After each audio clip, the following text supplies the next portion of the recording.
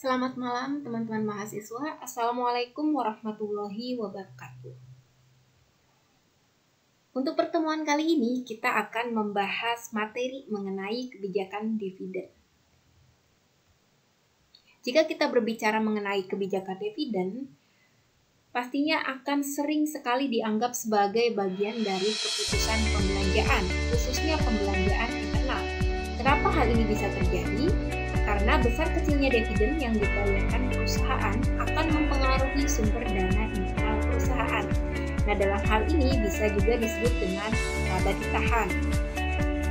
Semakin besar dividen yang dibayarkan kepada pemegang saham, maka semakin kecil laba yang akan ditahan dan sebaliknya.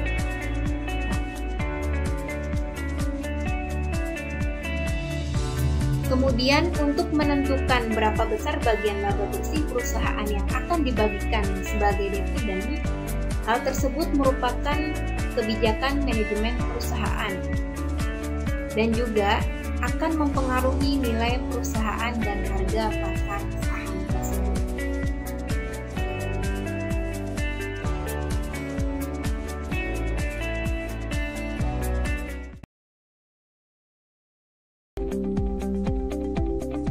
Selanjutnya kita akan membahas materi dari kebijakan dividen.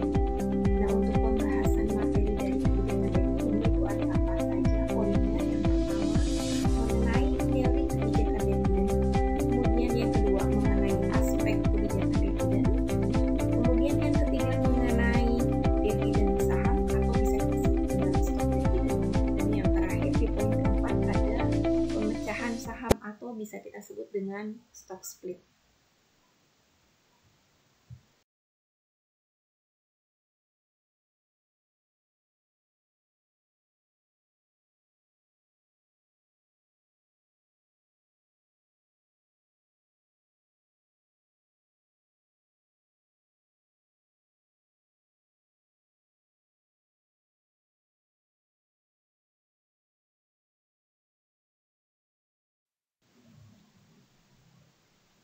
Selanjutnya di sini kita akan membahas kebijakan dividen dan permasalahannya. Mengenai kebijakan dividen berhubungan dengan penentuan besarnya dividen payout ratio, yaitu besarnya persentase laba bersih setelah pajak yang dibagikan sebagai dividen kepada pemegang saham. Kemudian, keputusan dividen merupakan bagian dari keputusan pembelanjaan perusahaan, khususnya berkaitan dengan pembelanjaan internal perusahaan. Kenapa hal ini bisa terjadi? Karena besar kecilnya dividen yang dibagikan akan mempengaruhi besar kecilnya laba yang akan ditahan. Berikut ini adalah permasalahan dalam kebijakan dividen. Permasalahan dalam kebijakan dividen adalah apakah kebijakan dividen dapat mempengaruhi nilai perusahaan atau harga pasar saham perusahaan jika kebijakan dividen dapat mempengaruhi nilai perusahaan atau harga pasar saham perusahaan. Bagaimana kebijakan dividen yang optimal? Untuk menjelaskan atau menjawab permasalahan tersebut, di slide berikutnya akan saya jelaskan mengenai teori kebijakan dividen.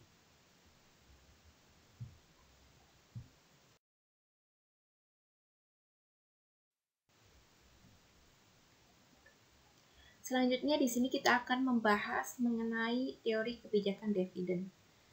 Ada 3 teori tentang kebijakan dividen yang menjelaskan bagaimana pengaruh besar kecilnya dividen payout ratio atau bisa kita sebut dengan atau bisa kita singkat dengan DPR ya, terhadap harga pasar saham. Nah, untuk teori yang pertama yaitu mengenai dividen irrelevance theory. Nah, teori ini dikemukakan oleh Merton Miller dan Franco Modigliani atau bisa kita singkat dengan MM ya. Menurut dividen irrelevance theory, kebijakan dividen tidak mempengaruhi harga pasar saham perusahaan atau nilai perusahaan. Modigliani dan Miller berpendapat bahwa nilai perusahaan hanya ditentukan oleh kemampuan perusahaan untuk menghasilkan pendapatan atau bisa kita sebut dengan earning power dan risiko bisnis. Sedangkan bagaimana cara membagi arus pendapatan menjadi dividen dan laba ditahan tidak mempengaruhi nilai perusahaan. Kemudian di sini juga ada asumsi yang dikemukakan oleh Modigliani dan Miller. Asumsi yang pertama yaitu mengenai tidak ada pajak atas pendapatan perusahaan dan pendapatan pribadi. Kemudian yang kedua, tidak ada biaya emisi atau biaya transaksi saham. Dan yang ketiga, leverage, keuangan tidak mempunyai pengaruh terhadap biaya modal. Kemudian yang keempat, investor dan manajer memiliki informasi yang sama tentang prospek perusahaan. Yang kelima, pendistribusian pendapatan antara dividen dan laba ditahan tidak berpengaruh terhadap biaya modal sendiri. Dan yang terakhir, asumsi yang terakhir mengenai kebijakan penganggaran modal independen dengan kebijakan dividen. Jadi, inti dari pendapat ya atau Modigliani dan Miller adalah pengaruh pembayaran dividen terhadap kemakmuran pemegang saham di-offset sepenuhnya oleh cara-cara pembelanjaan investasi yang dilakukan oleh perusahaan tersebut. Jadi contohnya, semisalkan perusahaan telah membuat keputusan investasi, maka perusahaan harus memutuskan apakah menahan laba untuk membelanjai investasi atau membayar dividen dan menjual saham baru sejumlah dividen yang dibayarkan. Next, selanjutnya di sini ada teori kebijakan dividen mengenai bird in the hand theory ya. Bird in the hand theory ini dikemukakan oleh Myron Gordon dan John Littner ya. Berdasarkan bird in the hand theory, kebijakan dividen berpengaruh positif terhadap harga pasar saham. Nah, di sini mengartikan bahwa jika dividen yang dibagikan perusahaan semakin besar, maka harga pasar saham perusahaan tersebut akan semakin tinggi. Nah, kenapa hal ini bisa terjadi? Karena pembagian dividen dapat mengurangi ketidakpastian yang dihadapi oleh investor.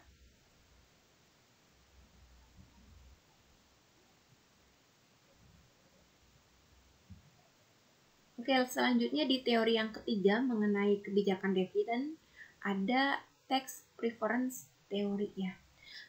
Berdasarkan teori tax preference theory ya, maksud Ibu berdasarkan tax preference theory, kebijakan dividen mempunyai pengaruh negatif terhadap harga pasar saham perusahaan.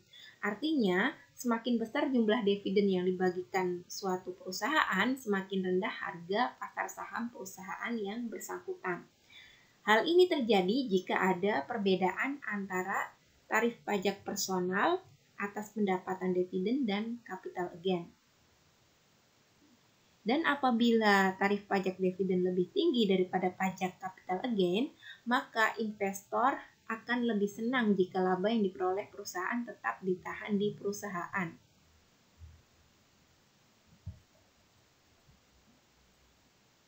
Jadi, kesimpulannya, di masa yang akan datang diharapkan terjadi peningkatan capital gain yang tarif pajaknya lebih rendah. Apabila banyak investor yang memiliki pandangan demikian, maka investor cenderung memilih saham-saham dengan dividen kecil dengan tujuan untuk menghindari pajak.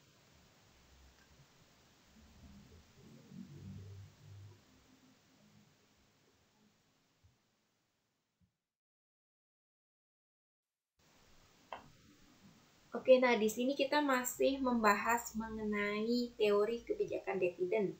Nah, di sini Ibu akan mencontohkan dari teori yang ketiga mengenai tax preference theory ya. Jadi, menurut Miller dan Soles ya, mereka mengemukakan bahwa investor dapat menghindari pajak dividen. Dengan cara apa? Jadi, investor dapat menghindari pajak dividen dengan jalan ataupun dengan cara melakukan suatu pinjaman yang cukup untuk menimbulkan Rp1 beban bunga untuk setiap Rp1 pendapatan dividen.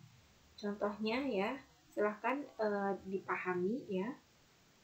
Contohnya, semisalkan ada seorang investor mempunyai investasi sebesar Rp20.000 di perusahaan DC dalam bentuk saham dengan menghasilkan dividen sebesar 8% untuk 1.600 rupiah. Di samping itu, setiap tahun harga saham diharapkan tumbuh sebesar 6%. Jika sekarang investor meminjam dengan jumlah Rp40.000 dengan bunga 12% dan menginvestasikan dalam saham perusahaan DC, maka berdasarkan informasi tersebut dapat dihitung ya dividen yang diterima yaitu sejumlah 60.000 kali 0,08 sama dengan 4.800, kemudian dikurangi bunga dengan jumlah Rp40.000 dikali 0,12 sama dengan 4.800, maka pendapatan bersihnya yaitu 0 karena dividen yang diterima dan bunganya itu jumlahnya sama. Kemudian untuk capital gain yaitu jumlahnya Rp60.000 dikali 0,06 dengan sama dengan 3.600. Nah, berdasarkan contoh tersebut, maka investor terhindar dari pembayaran pajak atas dividen dengan tarif pajak yang lebih tinggi dibandingkan dengan capital gain. Akan tetapi, karena investor melakukan pinjaman, maka risiko yang dihadapi investor akan meningkat.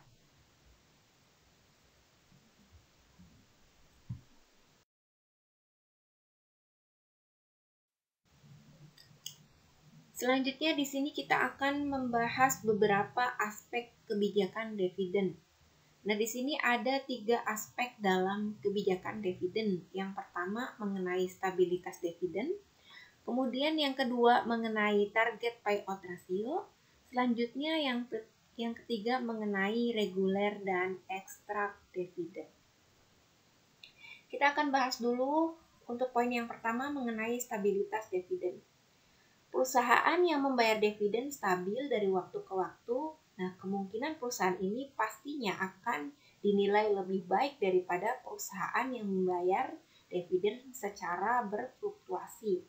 Kenapa hal ini bisa terjadi? Karena perusahaan yang membayar dividen secara stabil, berarti perusahaan tersebut mencerminkan kondisi keuangan perusahaan yang stabil. Selanjutnya, di sini kita akan bahas mengenai poin yang kedua ya, target payout ratio. Nah, biasanya sejumlah perusahaan mengikuti kebijakan target dividen payout ratio jangka panjang. Kenapa hal ini bisa terjadi ya? Hal ini akan terjadi atau akan mengakibatkan besarnya jumlah dividen yang dibayarkan berfluktuasi atau dividennya tidak stabil ya.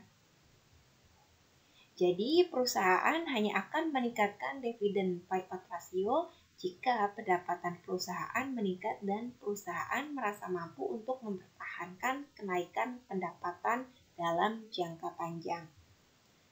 Kemudian, untuk aspek yang nomor 3 mengenai reguler dan ekstrak dividen, ini adalah salah satu cara perusahaan untuk meningkatkan dividen kas ya, dengan memberikan ekstrak dividen di samping regular dividen. Hal ini biasanya dilakukan jika pendapatan perusahaan meningkat cukup besar, tetapi sifatnya sementara. Dan jika apabila tidak terjadi peningkatan pendapatan perusahaan, maka dividen yang dibagikan hanya regular dividen saja.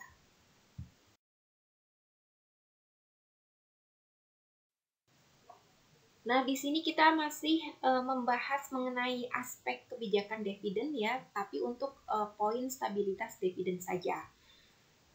Nah, untuk aspek stabilitas dividen ini, perusahaan yang membayar dividen stabil dari waktu ke waktu kemungkinan dinilai lebih baik daripada perusahaan yang membayar dividen berfluktuasi ya. Ibu akan remind kembali mengenai stabilitas dividen. Kenapa hal ini bisa terjadi? Karena perusahaan yang membayar dividen secara stabil ini mencerminkan kondisi keuangan perusahaan yang juga sangat stabil. Nah, selanjutnya teman-teman bisa dilihat ya, di sini ada perusahaan alfa membayar dividen berfluktuasi. Maksudnya bagaimana ya? Jadi maksudnya perusahaan alfa membayar dividen berfluktuasi sesuai dengan fluktuasi EPS ya, tampak pada gambar nomor 1 ya, teman-teman bisa dilihat ya, ini ada gambarnya ya. Jadi, kebijakan dividen tidak stabil dilakukan melalui penetapan dividen payout ratio yang tetap. Misalnya 50%. Jika EPS sebesar Rp200, maka dividennya sebesar Rp100. Dan apabila EPS-nya itu naik menjadi Rp300, maka dividennya sebesar Rp150. Dengan demikian, perusahaan yang menerapkan kebijakan dividen tidak stabil, besar kecilnya dividen akan berfluktuasi sejalan dengan fluktuasi EPS. Selanjutnya, teman-teman bisa dilihat di sini ada perusahaan beta ya, membayar dividen stabil. Maksudnya bagaimana? Perusahaan beta ini membayar dividen stabil, tidak memperhatikan fluktuasi EPS ya. Bisa dilihat di sini tampak pada gambar nomor 2. Jadi, penerapan kebijakan dividen stabil ini dilakukan melalui penetapan dividen absolut yang tetap. Misalnya, Rp100. Meskipun besarnya EPS berfluktuasi dari waktu ke waktu, besarnya dividen tidak akan berubah. Perubahan besarnya dividen baru dilakukan jika terjadi kenaikan atau penurunan EPS yang cukup tinggi dan berlangsung dengan lama. Dengan demikian, penerapan kebijakan dividen yang stabil akan mengakibatkan dividen payout ratio yang berfluktuasi. Seperti itu.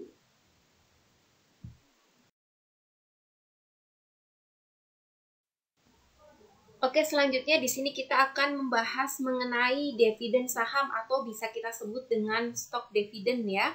Stok dividen itu apa ya? Jadi, stok dividen ini adalah pembayaran dividen berupa saham kepada pemegang saham. Nah, jika dilihat dari sudut pandang perusahaan, dividen saham tidak lebih dari rekapitulasi perusahaan. Artinya bagaimana? Artinya pembagian dividen saham tidak akan mengubah jumlah modal perusahaan, tetapi hanya terjadi perubahan pada struktur modal saja.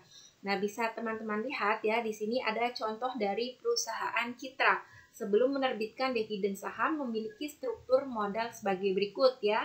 Di sini ada saham biasa dengan jumlah 40 juta, kemudian agionya dengan jumlah 10 juta, kemudian laba ditahannya dengan jumlah 50 juta dengan total modalnya yaitu 100 juta. Kemudian perusahaan Citra membayar dividen saham sebesar 5% untuk sejumlah 2.000 lembar saham. Dengan demikian, setiap 20 lembar saham, pemegang saham akan menerima 1 lembar dividen saham. Harga pasar saham pada saat itu 2.500 per saham ya, per lembar saham. Nah, setelah pembagian dividen saham, maka struktur modal perusahaan akan berubah menjadi, nah ini ya, ada di bawah ya, silakan teman-teman pahami. Jadi, saham biasa yang sebelumnya itu 40 juta, karena struktur modal perusahaannya sudah berubah, maka saham biasa ini menjadi 42 juta. Kemudian agionya yang sebelumnya itu 10 juta menjadi 13 juta. Untuk laba ditahannya yang sebelumnya itu jumlahnya 50 juta, sekarang berubah menjadi 45 juta. Tapi untuk modalnya sama seperti sebelumnya yaitu 100 juta ya. Yang berbeda di sini apa? Yang berbeda hanya pada struktur permodalan usaha saja ya. Jadi struktur modal perusahaannya itu berubah seperti itu. Jadi dari sudut pandang pemegang saham secara teoritis pembagian dividen saham tidak memberikan manfaat kecuali tambahan jumlah saham ya. Kemudian untuk proporsi kepemilikan saham pun tidak berubah. Mengapa tidak berubah? Karena jumlah dividen saham ataupun jumlah sahamnya itu tetap sama ya. Yang diterima oleh pemegang sahamnya itu tetap sama, makanya tidak ada perubahan ya. Tetapi di sini bisa saja ada perubahan jika harga pasar saham akan turun jika faktor-faktor lainnya itu tetap seperti itu.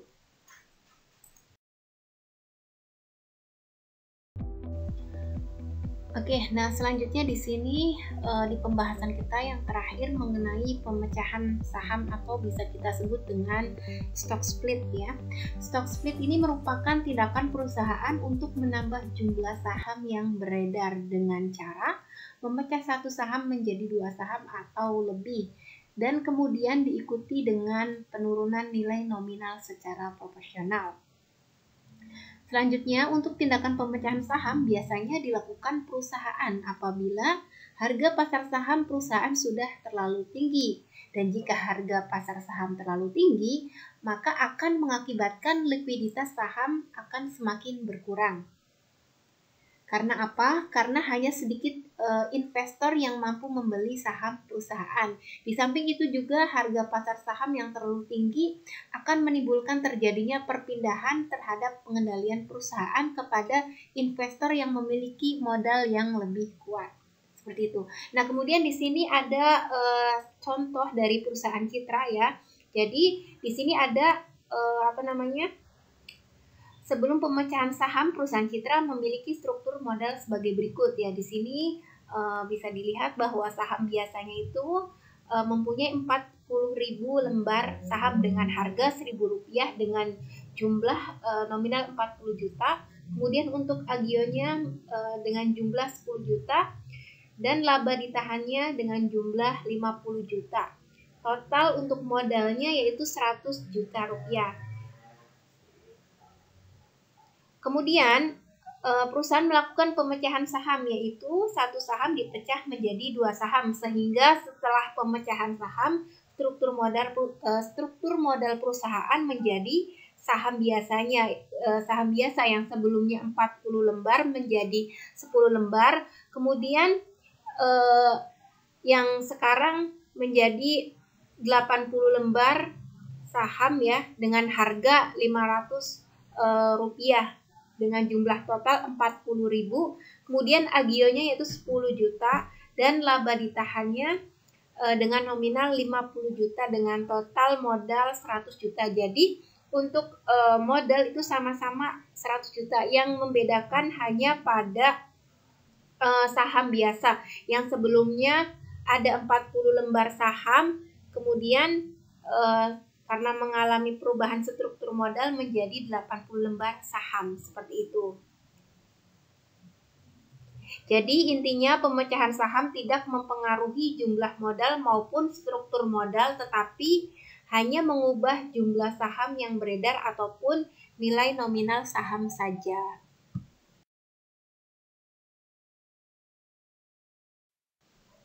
Oke, untuk menutup pertemuan kita kali ini ya, di sini saya ingin mengetahui sejauh mana teman-teman mahasiswa dapat memahami dan juga mengevaluasi materi dari kebijakan dividen. Nah, di sini saya sudah menyiapkan tugas ya, menyiapkan project dari materi kebijakan dividen. Silahkan dibaca dan dipahami. Kemudian untuk cara pengerjaannya, silahkan teman-teman buat video dengan durasi 5 menit, kemudian upload di YouTube masing-masing ya, ataupun YouTube pribadi. Kemudian kalau sudah di-upload di YouTube, silahkan teman-teman balik lagi ke YouTube ini dan komen di kolom komentar YouTube ini sesuai dengan deskripsi yang ada di YouTube ini. Dan jangan lupa tugas ini dikumpulkan untuk minggu depan.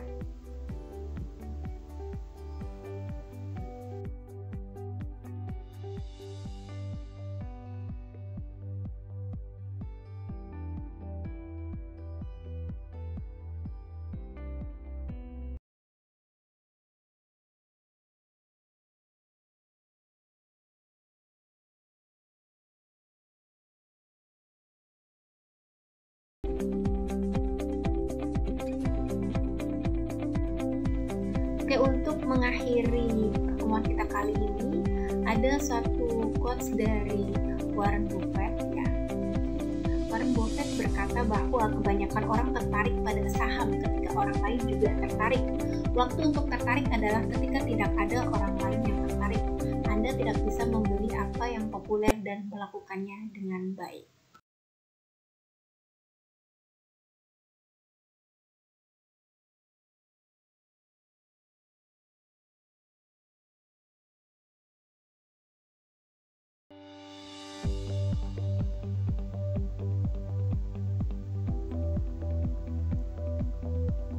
Terima kasih. Wassalamualaikum warahmatullahi wabarakatuh.